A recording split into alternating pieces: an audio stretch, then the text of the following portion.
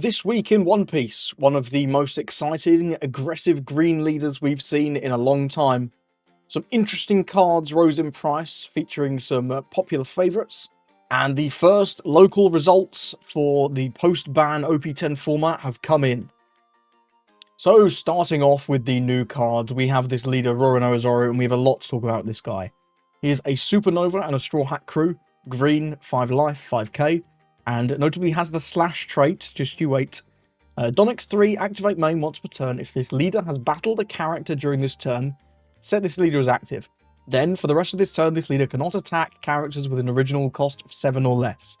So, really weird effect, lets your Zoro attack twice, which is really cool, very on-brand for Zoro. And of course, the fact that this is Donix 3 means you do have to put 3 Don on your leader, but swinging 8 into a character and then swinging 8 into either a large character or a leader is quite interesting. At the very least, if your opponent has, for example, an 8-cost kid, you can swing 15 twice. You can pile all 10 Don on, attack the kid, restand, and then because it only says original cost of 7 or less, well, kid's 8, so you can slam 2 15s into kid, which is pretty cool. And green decks have notoriously struggled with other green decks playing kid in the past, so this is pretty exciting in my opinion. We also have this support, which is Kuina. Don't worry about the Burgess, I'll explain that. She is a 4-cost 1k counter. East Blue, Shimotsky Village, and she is slash. Just wait. Activate main, you may rest this character. Rest up to one of your opponent's characters with an original cost of 4 or less. Then, attach up to 3 rested Don to one of your Roronoa Zoro leaders. So, the reason this Burgess is here is just an example, right? If you're playing against a Blackbeard, and they play a Burgess on 4, well, on 5, you can deploy this Kuina, rest her, because it's an activate main, not an on-play, rest the Burgess, put 3 Don on your leader. The other 2 Don that you've got, let's say maybe you put them on your leader, or you use them for something else, doesn't really matter. You can swing 8 into this Burgess, which is going to be max like 6k power on this turn. And then you can still get to swing into the Blackbeard leader. And then this Kuina is a pseudo blocker. So it's really, really nice, this card. It's obviously made specifically for this Zoro leader. And it's just going to give you really good board control in that early game. Dealing with 4 or lesses, of course. Next up, we've got Koshiro. He is another green slash character, East Blue Shimotsky Village. 2/1, 1k. If one of your cost 5 or lower slash type characters, other than this character, were to be KO'd by an opponent's effect, you may instead rest this character. And he's a blocker. So that effect is static, kind of like the Tashigi. This reminds me of like a combination of Tashigi and Rosnante. Obviously, he's limited in what he protects. He only protects 5 or lower slash characters. But he does protect upright characters, unlike Rosie. So it's kind of like a mashup of the two. Only a 1k, but is a blocker. Really nice card. I imagine this will see play in Zoro. But do note you are competing with both of these. And last but not least for the Zoro cards, before we discuss a bit more about this leader and how it's going to be built, we have Perona.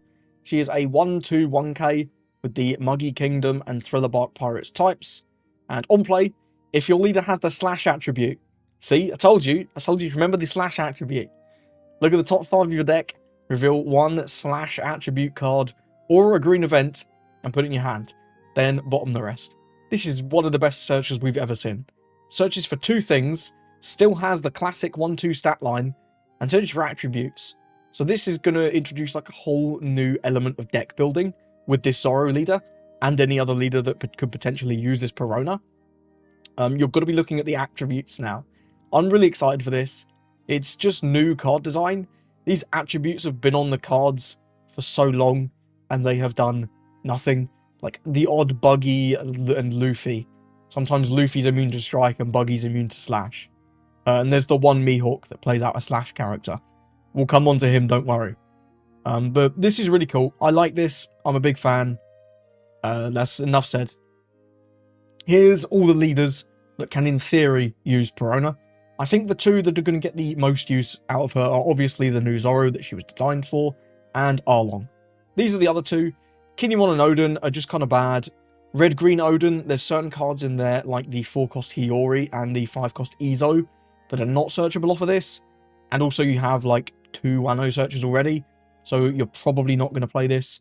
Zonji, I just don't have a build for him, but it's a nice thought. If you're a Zonji main, maybe this could be pretty cool. Red-green Smoker. There's a lot of cards in this deck that you typically run that aren't Slash, such as Hody Jones, Ben Beckman, and Kid. I guess you never know, but with him already having access to the Virgo Searcher and the new Peacock Searcher in the new set, I expect not. Kuro, I think, is just a worse version of this new Zoro. But if you're a Kuro Copa, then it's probably a nice addition to this. A lot of his like gang from the Kuro package were Slash, so I guess you could. Red Green Law is an interesting one, because if you look forward to EBO2 and beyond, you've already got the red Nami, you've got the green Nami, you've got the green Bonnie. This is now a green Perona. It's another option for Red Green Law, and a lot of their cards that they play, like the Blocker Law, the Restand Law, Cavendish, Rush Zoro, they're all Slash. So you very much could play Perona. I'm just not sure if you will. I'm not a Red-Green Law expert. And Green-Yellow Law, I don't think this one is as likely because there are a few Supernovas like Bonnie that this can't grab. And we do already have 2 Supernova-type searchers in the Monkey D. Luffy and the Bonnie. But I suppose you never know. It's another option for deck building.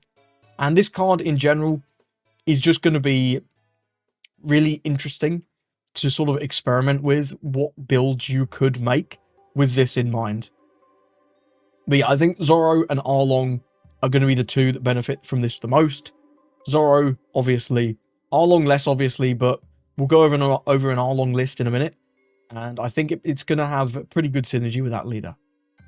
So, in terms of what we can search with Perona, here are the green events that are relevant. Zero cost, obviously. Samurai is fairly popular in sort of rogue decks. It pops up every now and again, so it's here. Billionfold Voltrachiliocosm and Gum Gum Elephant Gatling are probably the 2 best counter events that you could search with this. You could also put, was it Vagabond Drill here? That's okay. But generally, I think these are going to be the best 2. And a small nod that this searchable Straw Sword. Straw Sword's pretty good, especially into Blackbeard to rest their teach. So, small nod that you could include this in your decks. And it does actually combo quite nicely with the Zoro. Rest that character. Slam 3 dons on your dude, swing into it, and then still get swing leader. There's definitely some synergy there. In terms of Slash attribute cards, there's loads more than this, but I've just picked out some of my favourites. Obviously, Cavendish is brilliant, and also Smoker. These are very, very popular in Bonnie at the minute. No, Bonnie can't use this because she's not Slash attribute, but in the Zoro deck, well, you can use Cavendish because he is a Supernova. And you'd certainly want to use Smoker because it gets that protection from Koshiro being 5 cost, and it's just an incredible card. In addition, we finally have searchable 9 cost Zoro. That's pretty exciting. And yeah, I know the green Nami can search this in like green purple Luffy, but this is exciting. This 9 cost Zoro has notoriously been unsearchable in the decks you play him in. So having this be searchable, I don't know, that's kind of interesting to me. And also Shanks. Shanks is a Slash card. Very, very good green top-end card. Deals with things like 10 cost Shanks incredibly well. So I think that's going to be pretty exciting for Zoro as well, having access to that. Other cards, this double attack Buggy. You could play this at 1 or 2 as he's searchable. It's not the craziest card in the world, but double attack is really not bad. And this is just a 4/6, which is very reasonable. Basil Hawkins, if you are going to play a Supernova package, well, he is Slash. So he'll be double searchable off your Bonnie and your Perona, which is pretty cool. This Mihawk is one of the best Slash 2Ks, probably the best Slash 2K in green, and can also play out at 4. Blocker Law's a classic, he's always worth considering, especially if we have lots of searchers that we can get double value out of. And then this Zoro from EBO2 is not the craziest card in the world, but it does rest a 4, so maybe you could play this on like your 7-don turn as like an extra copy of Kuina. And he can also attack characters the turn he's played, which is kind of cute. Not the craziest card in the world, but I wanted to fill up the slide. Moving on, here, don't be fooled by this Kuro. This is a sample list of Zoro that I've drafted very quickly. This Koshiro, this Kuina, and this Vanilla Perona are to represent the new ones, the new Koshiro, the new Kuina, and the new Perona. None of these brand new cards are on Punk DB just yet, but still, I think worth discussing. I think so far we obviously are going to get loads more support for this guy. But even right now, between the existing Supernova engine and this new Perona Slash engine, I think you can sort of already see that this has the makings of a decent deck. You've got searchable Shanks, searchable Zoro. You've got the same really good mid-range as some of these other green decks have had. And just even more reliable access to them, I think does give Zoro some pretty interesting points in the meta. But of course, we are going to be waiting for Zoro's support to see what his true power level will be. But I just thought it was worth putting this out there for anyone who's wondering what a Zoro list, even with just current support, might look like. And here is an R-Long list. This is not updated. This is just an R-Long list that won a flagship out in Japan. I just wanted to highlight quite how many of these cards are Slash. Your R-Long, your Buggy, your Hatchan, your R-Long, all Slash. Shanks, this new 7-cost R-Long. Kikunojo and Hawkins, all Slash. Obviously, you'll be swapping the Kami out for your new Searcher. And then you'd still be playing Hody Jones, but you could swap this Jinbei out for the Mihawk maybe. Get some pretty crazy plays with playing like a Mihawk into an R-Long or a Mihawk into a Buggy. But yep, this is going to be pretty exciting for R-Long fans, I think. That he's been getting so much support over the last few sets. And this Slash engine, I think, actually gives him some way to be somewhat reliable in what he's going to do. Where previously, other than this Kami build, which is pretty spicy actually, all his stuff has generally just not played Searchers. In terms of other new cards, we got this guy. This is a 6/7 Animal Kingdom Pirate Smile 2k. Enough said. We got Zeph. He is East Blue 451k. And when your Don is returned to your Don deck and your leader is Sanji, this character gains Rush. So this obviously means we're going to get a purple Sanji or a partially purple Sanji. And what this says to me is I massively expect this Sanji to have either a when attacking or activate main effect that does Don minus something for some kind of effect. Obviously, no idea what this effect's going to be, but it just kind of says that, right? Because otherwise, how are you going to use this Zeph's effect? So Sanji is going to have a Don minus effect inbuilt on his leader, which inherently makes Kid pretty good in a deck like this.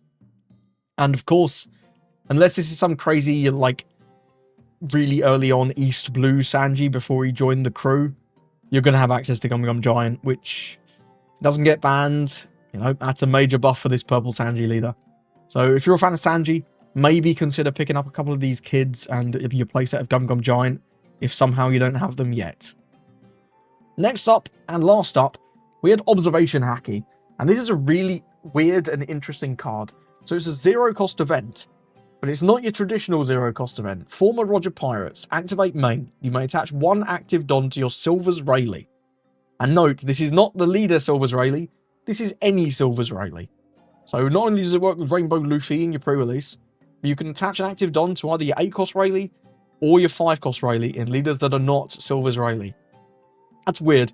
Don't know if this is going to be good, because obviously this is a searcher that requires you to have another dude on the board. But it's a free searcher. And the effect is, look at the top 4 of your deck, reveal 1 red event, or 1 cost 3 or greater character. Put it in your hand, and send the rest to the bottom. This reminds me a lot of New Genesis. All the Uta mains will know that one. That's a brilliant searcher in that deck. Essentially free search. And yes, this has a cost of you have to attach a Don. Oh no, you have to attach a Don. It's really not a major cost, right? Of course, in the Rayleigh leader, where this is going to be 100% 4 of, you can only get 3 or higher, but you're locked to 4 and lower cards, so this is going to search the vast majority of your deck, which is pretty exciting. Going to make that leader really reliable in doing what it wants to do. Outside of that leader, not so sure, but I think it's pretty interesting card design at the very least, that we could play this in, I don't know, for example, Shanks. And then you've got, once you get one Rayleigh on the board, you've got more reliable search for another Rayleigh. I don't know, it's kind of cool. Let me know what you think about this one outside of the Silver's Rayleigh leader. And for Silver's Rayleigh to be good, we are 100% still waiting for good character cards. But this is promising at least. So in terms of new products, the Ace and Newgate starter deck was confirmed releasing in September. And we did get the price. This is $17. So this is clearly not an Ultra deck like we got with the Gear 5 one just recently, which is nice for everyone's wallets. I'm pretty pleased about this. Will likely mean we're not getting alts, but honestly, who knows? This $17 price is a bit weird. They're usually 12, right? For previous standard decks. And then they're like 30 for the EX decks or Ultra decks. So yeah, not really sure what to expect. We'll get more information on this as it comes. And we did get this small update on the OP12. Legacy of the Master is going to be the name. And confirmation that it'll be $5 a pack. And we got a little bit of a blurb here. A booster themed around deep bonds. Interesting. Moving on. These are the new promos for the next Treasure Cup series. If you're lucky enough to get top 64, top 16, or top 8 at a Treasure Cup, then you're going to get these. Man, I love this Laboon. If this is cheap, I might pick one up. Well, I say cheap. Like cheap by Treasure Cup standards. Maybe like 100, 150. We'll see. This art's great. But yeah, if you're lucky enough to win one of those, you're in for a treat this set.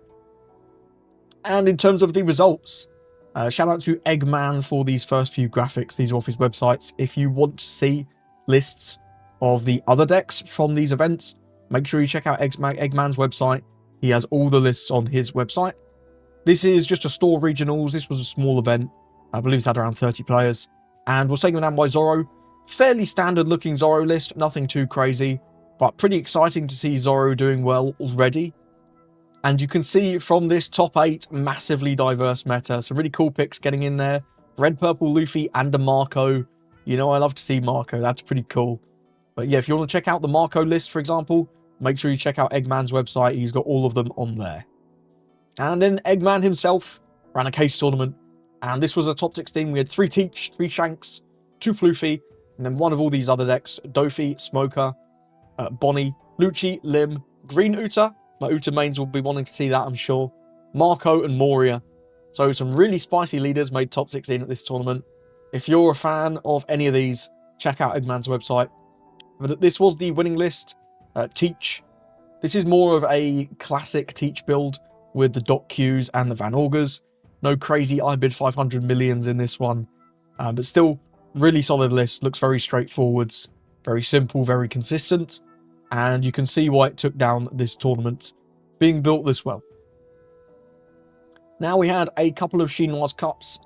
This one was taken down by Doflamingo. So if you were a Doflamingo player before, yes, he can still compete. And this is a fairly standard list. The main introduction we've seen this set, other than the Red Rock, is the 3000 Worlds. This is really good at getting rid of a whole range of things. Things like Carrot, Cavendish, and Smoker in Bonnie. Really good for getting rid of Jesus Burgess in Blackbeard. And I suppose you could also get rid of a Van Auger. But yeah, all kinds of stuff can be got rid of by this 3000 Worlds. Very versatile event, just for Don to get rid of a 5. And a massive congratulations to Macy for their win. And another one, we had one more Chinois Cup. And this one was taken down by Big Bad Teach. Similar list to the list from the Eggman tournament. It has brought in a couple of the Liberation over a couple of the Shiryu. But other than that, much the same. These Blackbeard lists often very similar. Last week, seeing the list with the 4 I bid 500 millions, that was a bit of a treat. This week, seeing Blackbeard players transitioning back to a little bit more standard lists. And if you're interested in taking part in any of these Chinois Cups, make sure you check out Chinois. That's Ruben Trong over on X. He has these instructions for how you take part, and he's got like a whole series going. So you can take part in the weekly tournaments, and then there's a monthly tournament for the top players. And then at the end of the year, he's going to be running a case event for the best players throughout the year. So pretty exciting stuff. And if you want to support some community tournaments, make sure you check out Shiraz, that's Ruben Trong on X. And also check out Eggman if you're not already, if you want to take part in any of his future tournaments. Not too much to talk about in the Market Watch segment today, but I will be talking about a few cards. And this one I sort of recommended a long time ago when this was like $1, maybe $2. Ben Beckman is creeping up to $3, $4. This is proving itself, as I said a long time ago, just a very good red card. The fact that it trashes to get around all those annoying on-KOs like Lucky Roo and Basil Hawkins. The fact that it has counter as a 7 cost is just brilliant. So many of the top end in your deck does not have counter. The fact that this guy does is great. I think this is well worth $3. If you haven't got your playset, I would recommend getting these soon. Because I can see this just continually going up, similarly to how we've seen Dragon. And Dragon is now at like $8, $9. Don't sleep on Ben Beckman. It's a really, really good card. One that I think is actually reasonable to buy at the minute is Laboon. With Blackbeard lists mostly just dropping Laboon, he has plummeted from $30 to around $12. I still think this is maybe a little high, but this has been creeping into both Lucci and Smoker lists very recently. That's Black Smoker. With the ban of Moria and Ice Age, we've needed to adapt to different ways to get that reduction, and Laboon is just very reasonable. I do expect this will probably get a reprint in PRBO2, but we have no confirmation, and that's not for a while yet. So if you're planning on playing Lucci or Smoker, I'd potentially pick up these Laboons sooner than later. Mihawk is one with the Zoro hype. This has skyrocketed a bit. This one's actually quite cheap, $9. Saying the market rate is nearly 12, compared to the start of March, where this was 6. Not sure why it picked up quite before the Zoro reveal, but hey-ho. This is still just a really decent card. It's a 3 that cheats out a 4. It's pretty good. And of course it is a slash searchable 2k. And from a starter deck, which probably isn't going to be getting a reprint anytime soon. So if you're anticipating Zoro, I'd keep a close eye on this. Not going to tell you it's worth like $12, but if you think you're going to be playing that Zoro deck, you might want to watch this one. And Sanji. Man, this card last week, when I looked at this was $14, and I thought that was ridiculous. Now it's 13. I still think it's ridiculous, but people are buying these. People are buying like 1,000, 500. This is selling like hotcakes. Yeah, if you've got regionals soon, man, that sucks. I got a fucking steal on these. I bought a bundle on eBay, right? Had 3 of these, a Monet, and 4 of the chopper blockers. I paid £12, which is what, like $15? 3 of these, and 4 choppers, and a Monet. That's crazy. That was a steal. So make sure you check out eBay before you buy any of these. Sometimes you get some crazy bargains on there. Yeah, $13 for this is... it's not good. Last card that I wanted to talk about is this Uso Hachi. This Uso Hachi's gone crazy, man. This price was already like $8 for ages. Now it's nearly 10. I really hope you got a playset of these when the starter decks come out, because you just can't buy these starter decks anymore. Occasionally they get restocked at the official Bandai stores, but in general these are just incredibly hard to come by. And $10 for a common 2k that looks like this feels really bad, man. I would not be pleased to be paying $10 for this. I'm glad I have mine. I really hope you have yours, because until PRBO2, this is not going to be getting any worse, and it's probably just going to increase in price. Especially with blue-purple Luffy on the horizon, and this is of course a staple in that. As well as a green-purple Luffy, I suppose. Man, this needs a reprint really, really soon. I hope they print some more of those purple Luffy starter decks, but we'll just have to see. Let's take a brief look at what people are buying in the best-selling tab. I always like to do this. Have a bit of a natter. Chopper, still at $36 is crazy. Ace falling off a little bit, it seems. This was really high. It's not as popular now that Enel has fell off.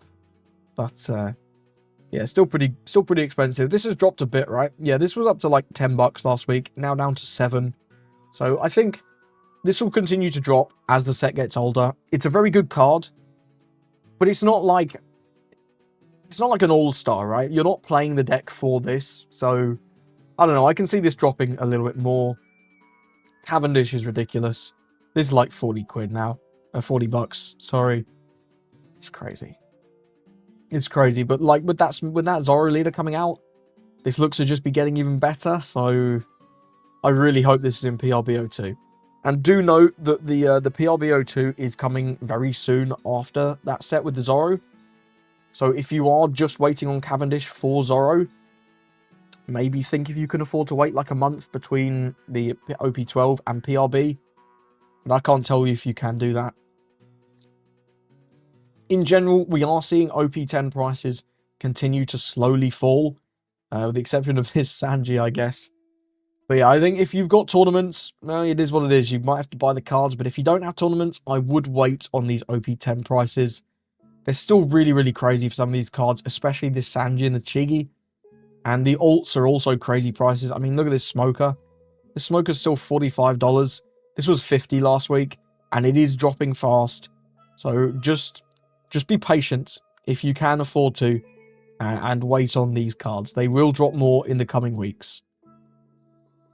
So thank you for watching This Week in One Piece. Let me know, what do you think of that new Zoro leader? What do you think of these price rises? And what do you think of the early results? Do you think Doflamingo and Zoro are going to continue to win? Maybe we'll see Shanks soon. He got second in a couple of those tournaments. I'm pretty excited to see how this first weekend of regionals goes. Good luck if you have any.